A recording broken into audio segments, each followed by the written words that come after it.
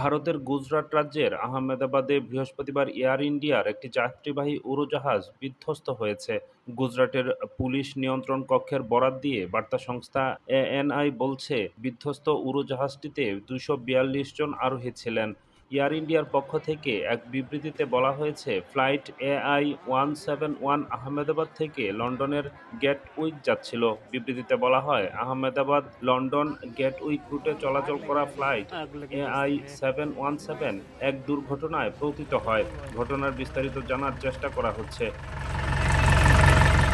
ভারতের বেসামরিক বিমান চলাচল কর্তৃপক্ষের প্রধান ফয়েজ আহমেদ এপিকে জানিয়েছে, উড়োজাহাজটি মেঘানী নগর আবাসিক এলাকায় বিধ্বস্ত হয়েছে।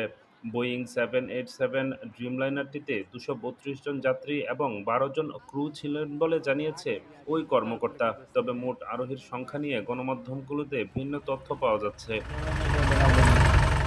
বিবিসি বলছে, উড়োজাহাজটি স্থানীয় সময় বেলা ১টা ৩৯ আহমেদাবাদ বিমানবন্দর থেকে উড্ডয়ন করে। উড়োজাহাজটিতে ৫৩ যাত্রী যুক্তরাজ্যের নাগরিক বলে জানিয়েছে এয়ার ইন্ডিয়া। এছাড়াও উড়োজাহাজে ১৬৯ জন ভারতীয়, ১ জন কানাডার ও ৭ জন পর্তুগালের নাগরিক ছিলেন বলে জানা গেছে।